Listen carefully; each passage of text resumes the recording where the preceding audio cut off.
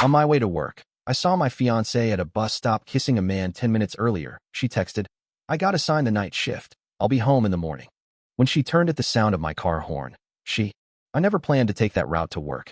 The only reason I ended up driving past that bus stop was because my supervisor called at 5 in the morning asking if I could open the training center. One of the instructors had called in sick, and since I was still in my probation period, I said yes before I was even fully awake. That small decision shifted everything in my life in a direction I didn't imagine when I locked my apartment door and grabbed my thermos. The sun wasn't up yet. The city had that quiet pre-morning chill where nothing feels real. The streets were almost empty, and every light was still blinking yellow. I drove on autopilot, sipping coffee, trying to convince myself that getting to work early would impress someone who mattered. At that moment, if someone had asked me to list the most stable part of my life, I would have said my fiancée, Riley, without hesitating. She worked at the hospital, and our schedules rarely aligned, but we made it work. Our apartment was small, but it felt warm. Our plans were simple, but they were ours. I genuinely thought our relationship was secure. 10 minutes before I drove past the bus stop, she sent me a message. She wrote that she had been assigned the night shift again, and that she'd be home in the morning. It wasn't unusual. I texted her a heart and a quick, "Drive safe when you get off." That should have been the end of it, a normal couple doing normal things. Instead, it became the last calm moment I'd have for weeks. As I reached the long road leading to the training center, the light ahead turned red. The bus stop on the right was usually empty at this time. Today it wasn't. I noticed two figures close together, bodies angled like they were sharing something secret. At first, I thought they were just two strangers huddled against the cold. Then the man lifted his hand to cup the woman's jaw, and the woman leaned in like she had done it countless times. I wasn't suspicious until I recognized her hair first. Riley always tied it in the same loose knot at the back of her head. Then I recognized her coat, a dark green one I bought her last winter when she complained about being cold walking from the hospital to the garage. My brain didn't catch up immediately.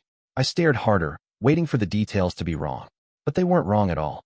The woman was Riley, and she was kissing a man with the kind of certainty that only comes from familiarity. My body reacted before my thoughts did. I pressed the horn without realizing it. The sharp blare cut through the quiet street and made both of them jump. Riley whipped her head around so fast I saw her hair slip out of the knot. Her face twisted from surprise to fear to something I still struggle to classify. The man stepped back so quickly he almost tripped on the curb. I pulled my car into the side lane, not caring if the light changed or if I was blocking someone. The moment I opened the door, Riley's eyes widened like she was watching her life fall apart molecule by molecule. She rushed toward me with her hands up, as if she could push the moment back into the past. I asked her what I had just seen. She started talking immediately, her voice full of broken starts, like someone flipping through pages to find the right lie. The man she was kissing didn't stay to hear any of it. He bolted toward a rideshare car that had just pulled up behind the bus stop, slid into the passenger seat, and disappeared down the road before I could get a closer look. As all this was happening, a rideshare driver who had been idling on the opposite side honked loudly and leaned his head out the window. He yelled something like, "Riley?" Again, with a tone that implied this wasn't new to him. Riley froze. She instantly turned toward him and shouted for him to leave. He shrugged, rolled his window up, and drove off. That reaction from her was the first sign that the surface-level shock wasn't the whole story. Her panic wasn't the panic of someone caught once. It was the panic of someone who didn't expect the worlds she kept separate to collide like that. I stepped away from her, letting her words fall into the cold morning air without reacting. She kept insisting I misunderstood. She claimed she was comforting an old friend. She said he had just told her something devastating. She tried to spin explanations faster than I could catch them, but they all contradicted the simple fact I witnessed. No one kisses someone like that for comfort, especially not at 6 in the morning after sending a message claiming to be stuck at work. As she talked, a man at the bus stop, someone middle-aged in a work uniform holding a coffee, looked between us with curiosity. When Riley turned around for a moment, he quietly muttered to me that he had seen her with that same guy last week, laughing and sitting on the bench together. His tone wasn't dramatic. He wasn't trying to stir anything. He was just answering a question I hadn't even asked out loud. That casual comment hit harder than the kiss itself. It meant this wasn't the first time. It meant this moment wasn't an accident, a slip, a single mistake. It meant there had been a pattern, one I had been too trusting or too busy to see. Riley tried to reach for my hand, but I stepped back again. Her eyes followed the movement with a kind of desperate understanding. She knew I had seen everything. The truth wasn't hiding anymore. It was sitting between us like an exposed wire waiting to spark. I didn't shout. I didn't break down. I didn't fall apart. I simply asked her where she really was last night if she wasn't at the hospital. She hesitated too long. That hesitation was an answer by itself. She knew I realized her story had collapsed. Before leaving, I told her I was going to work and that we would talk later. Her face crumpled, but I walked back to my car without turning around because I knew if I stopped to comfort her, she would use that moment to twist the situation, redirect blame, or try to pull me into an emotional loop where nothing would be solved. I drove away from the bus stop with a silence in my car that felt heavier than anything I had experienced before. The early light flickered across the windshield as the sun began to rise. Every ordinary detail fell out of place, like the world had shifted slightly to the left. What stuck with me most wasn't the kiss. It wasn't the stranger's comment. It wasn't even her panic. It was the realization that she only looked afraid when she saw me, not when she was with him. That told me everything about where her heart had been living long before the moment I caught her. I showed up to the training center on time, opened the building, completed every task I needed to do, and acted like nothing unusual had happened. But inside, everything was already unraveling. The bus stop was just the first crack in the foundation. I didn't know yet how deep the damage went, but I knew I would find out soon enough. The training center smelled like burnt coffee and new rubber mats, the usual mix. I moved through the morning in a strange, steady rhythm, completing checklists, unlocking doors, powering up treadmills, nodding at coworkers who walked in half asleep. Nobody noticed anything unusual about me. From the outside, I looked exactly the same as yesterday. Inside, something had shifted into a quiet, razor-sharp mode I didn't know I had.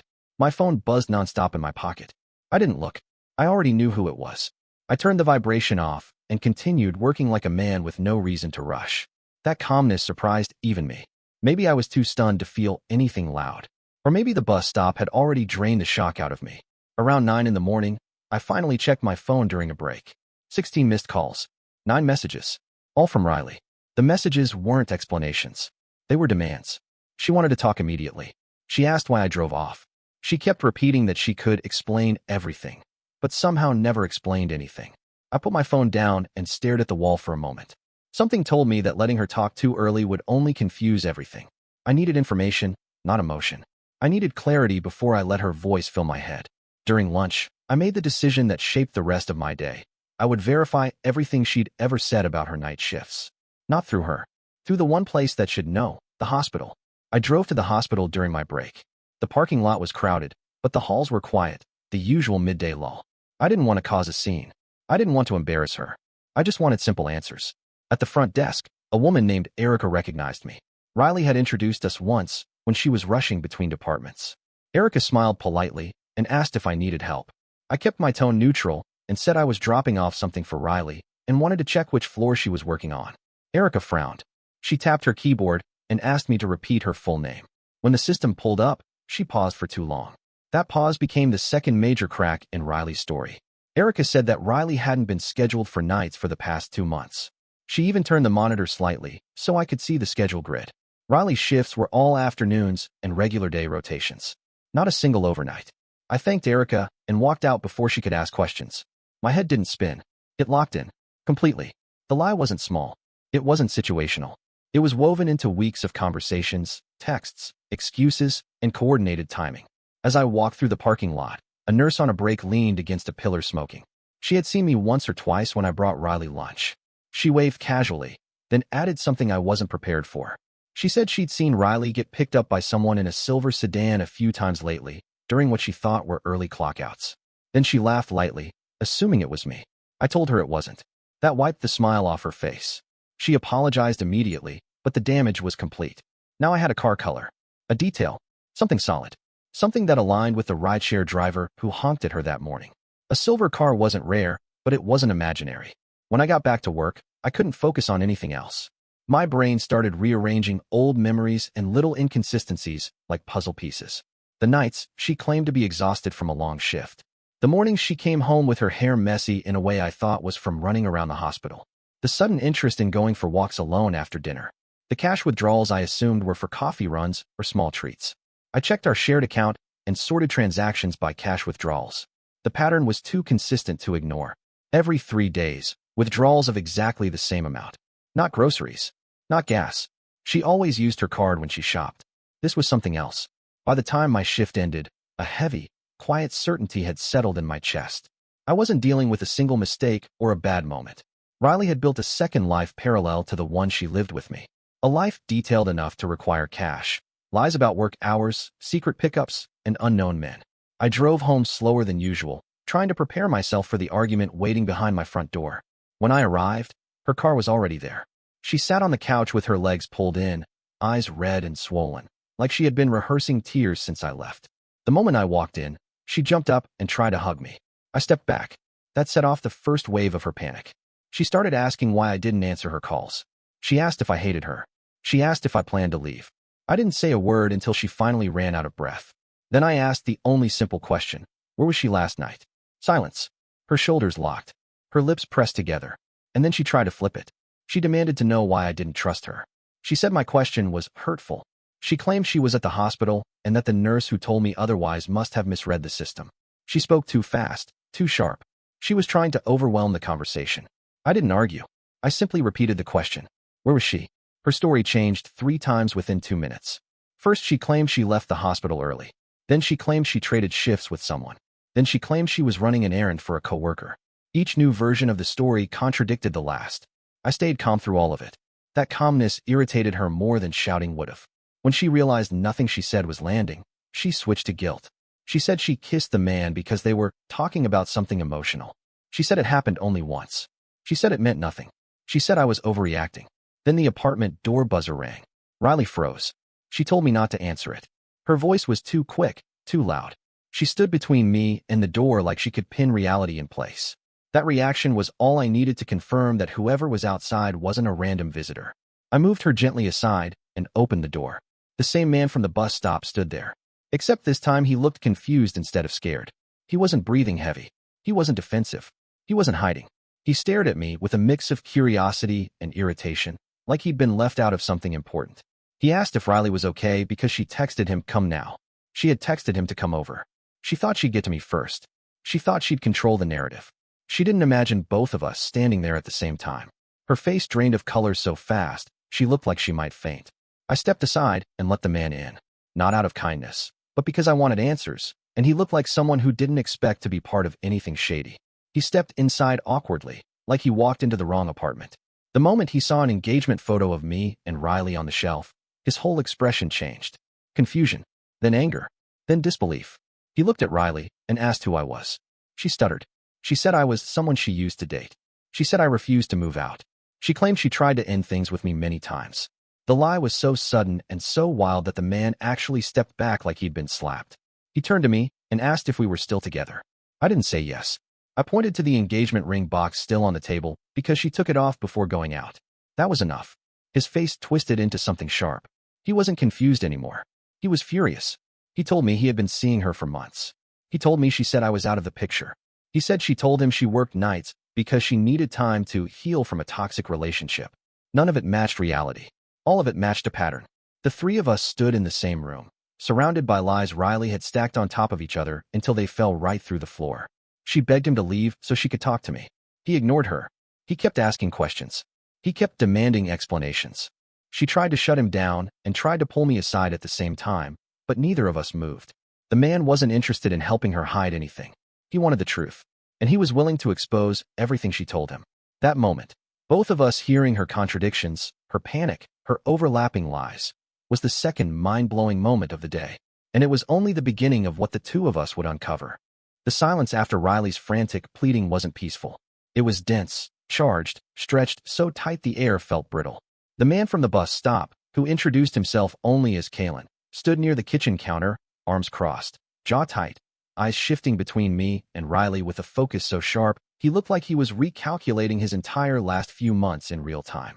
Riley hovered in the middle of the room, pacing small circles like she was trying to wear down the floorboards. I didn't say much. I didn't need to. Kalen was talking enough for both of us. Every sentence he spoke pulled another thread loose from her stories until the entire fabric was a scattered mess on the floor. He said he met Riley months ago when she claimed to be newly single. He said she told him she lived alone. He said she worked long hours and needed someone stable to help her decompress. He said she told him I was a clingy ex who kept calling obsessively. He asked why her ring was on the table if she wasn't engaged, and she had no answer except a strained, weak, "It's complicated." I watched her scramble, revise, backpedal, break down, and try to rescue herself with sentences that contradicted everything she said earlier. She kept trying to pull Kaylin aside. Then she tried pulling me aside. Then she tried standing between us again. Her entire strategy was to prevent the two of us from talking to each other, which only convinced us to keep doing exactly that. Kaylin eventually asked point-blank if she ever lived at the address he had been dropping her off near. She said yes. I said no. She stared at me with a look that could have cracked concrete, as if the truth had no right to appear so casually. When it became clear she wouldn't answer anything directly, Kaylin pulled out his phone and showed me something. Texts. Long message threads. Photos of her in places she said she had never been. Conversations where she described me as an ex-boyfriend who couldn't accept the breakup. Conversations about how she was relieved to be starting her life over. Conversations where she promised to move in with him once her lease situation settled. It was more than deception. It was a parallel version of her life. Fully developed. Fully maintained. And then Kaylin said something that shifted the entire energy in the room. He said she had a keycard to his apartment. She denied it instantly. She swore she had never been in his apartment without him. She said she didn't even have a key. But Kaylin insisted she must have one, because he never let her in first.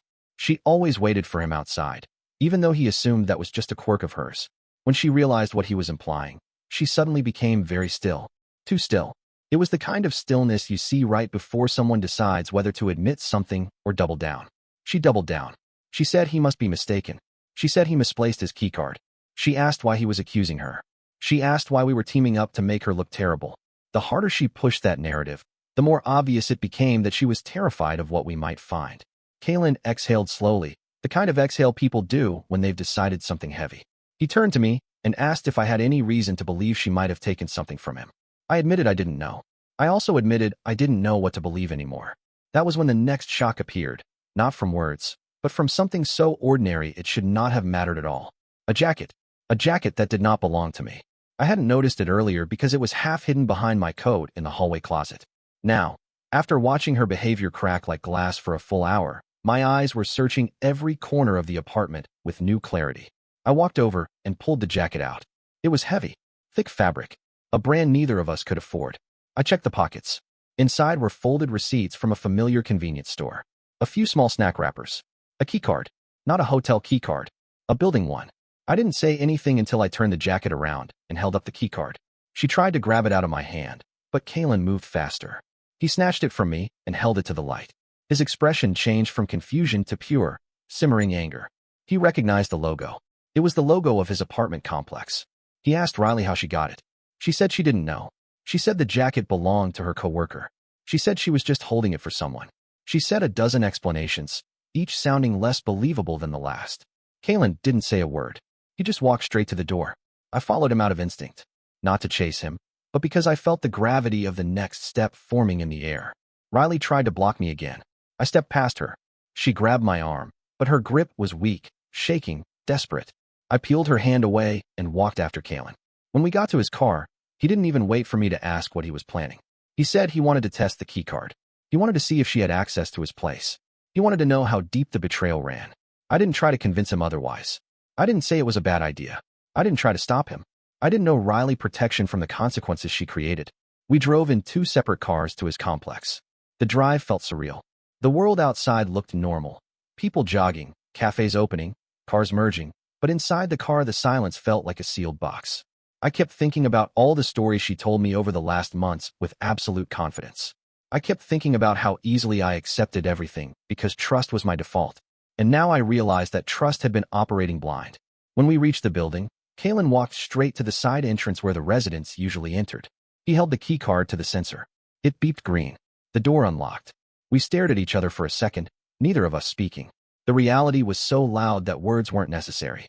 She had been inside his building. She had been inside his unit. She had access without him. She had used his space, his privacy, his ignorance, the same way she used mine.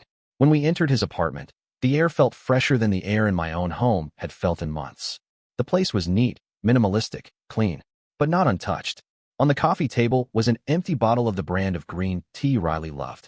She never bought it because she claimed it was too expensive to justify.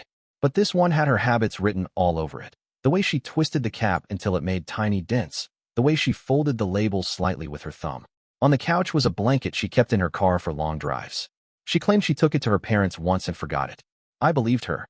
Now I realized which roof it had been resting under. In the kitchen sink was a mug she used when she studied at home. She only drank from mugs with wide rims. This was one of them. I recognized it immediately. She said she dropped it once at work and left it behind. I had accepted that without thinking twice. And then the worst part. Photos. Not of them together. Not of her. But frames on the bookshelf, all turned face down. Every single one. There had been people in this home she didn't want me to see. People she didn't want Kaylin to show me. People she tried to erase temporarily, hiding evidence like someone cleaning a crime scene. Kaylin walked around slowly. He wasn't angry anymore. He wasn't even shocked. He looked tired, like something inside him had gone quiet in a way he wasn't prepared for. He opened a bedroom drawer. Inside were personal items of hers, a hair clip, a small notebook, a lip balm she kept everywhere, and a phone charger identical to mine. She had stationed herself here like it was a second home. Not occasionally. Consistently. That was when the door opened.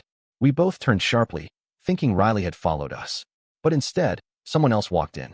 A man. Older. Late 30s. Wearing a suit. Holding keys. He froze when he saw two strangers in the apartment. Then he said something that added an entirely new layer to the chaos. He said his brother had been letting a woman stay here during late nights because she needed a place to rest near the hospital. His brother wasn't Kaylin. His brother was someone else. Another man. Another thread. Another connection.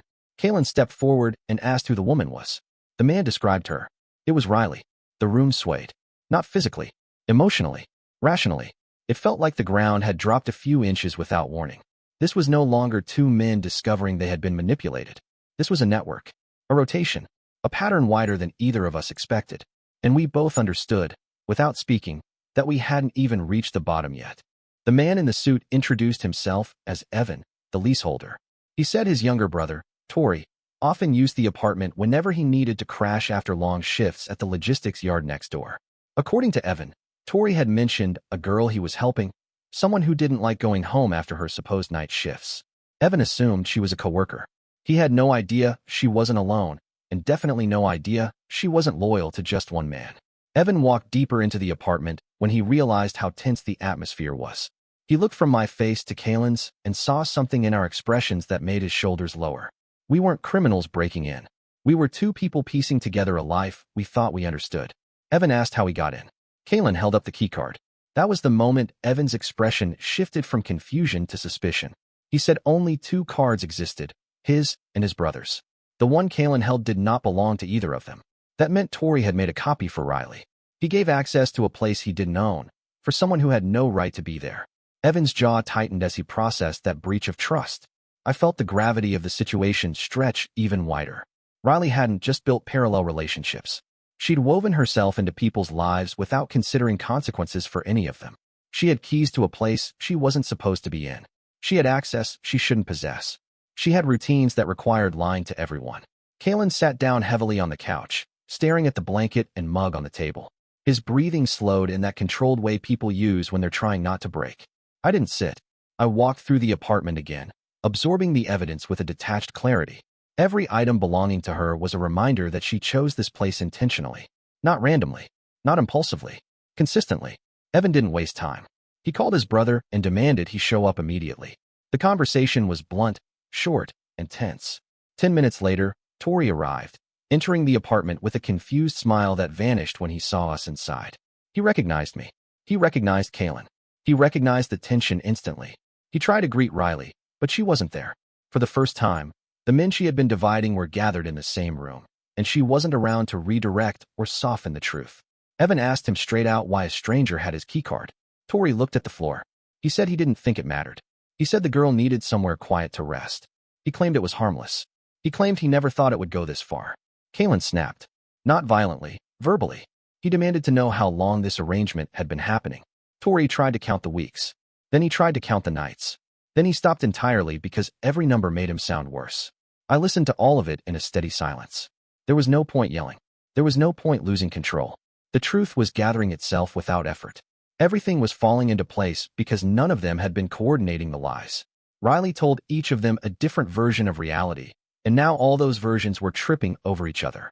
When the full story was out, that she had been using two men emotionally in a third man's apartment, Evan made a firm decision.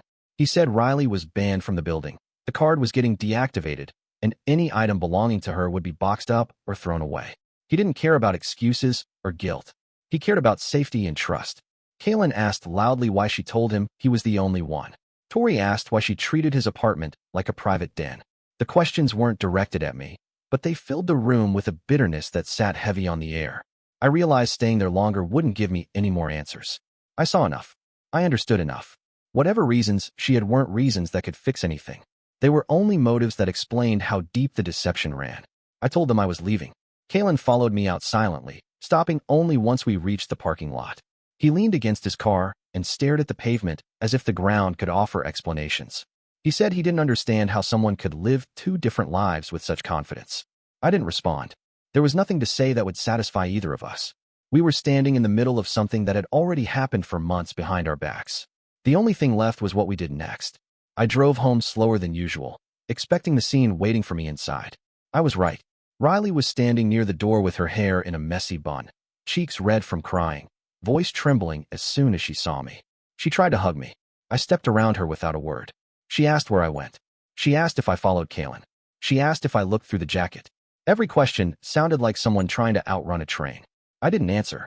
I told her I was packing. Her voice cracked. She dropped to her knees. She begged me to stop. She said everything was a misunderstanding. She said she only went to the apartment a few times. She said she was confused about her feelings. She said every sentence except the ones that mattered. I kept packing. She followed me from room to room, switching between sobbing, pleading, and arguing. When I didn't react, her tone hardened. She said I was abandoning her during a vulnerable moment. She said I was running away instead of listening. She said I was destroying our years together. Her logic bent like wet cardboard under the weight of reality. Before I left, she called her parents. She tried to flip the narrative by crying into the phone and saying I was breaking down and lashing out. She said I was acting unpredictable. She said she was scared. She told her mother she didn't know what I might do next. Her mother asked to speak with me. I took the phone. I explained everything in a calm, simple voice. I explained the bus stop. I explained the other man. I explained the keycard. I explained the second apartment and the third man. I explained the schedules, the lies, and the timeline. Her mother listened without interrupting. Then she asked Riley to confirm or deny a single detail. Riley hung up the call. That was her answer. I walked out without slamming the door. I didn't need a dramatic exit. I needed distance. I stayed in a short-term rental for the next few days. During that time, the consequences began unfolding faster than she could block them. Kaylin blocked her number entirely after realizing how long she had deceived him. Evan told his brother to stop letting strangers into the apartment, and he warned Riley through a written notice not to return. The hospital initiated an internal review after inconsistent attendance logs exposed she wasn't on night rotations. She was placed on unpaid suspension pending investigation for unapproved absences. Her parents called me again, apologizing for her behavior. They asked if I wanted them to intervene. I said no. I didn't want revenge. I didn't want involvement. I wanted closure. On the 5th day, she tried one last desperate move. She showed up at my rental building. She waited near the elevator, hair unwashed, face exhausted, holding a small box of my belongings like it was an offering. When she saw me, she tried to step forward, but the building manager intercepted her. He asked if she was allowed inside. I said no. I didn't make a scene. I didn't insult her. I didn't spit out anger. I simply said the truth. I was done with the relationship. I wished her well. I wished her clarity. I wished her a better future. But none of that future included me. She broke down as they escorted her out. Her shoulders shook with the realization that everything collapsed at the same time. The men, the lies, the routines, the fallback stories, the safety nets. I watched her leave without blinking. Not out of coldness, out of acceptance. Some endings don't need revenge or fire. Some endings just need truth and distance. Catching her at the bus stop didn't ruin my life. It stopped me from wasting more of it.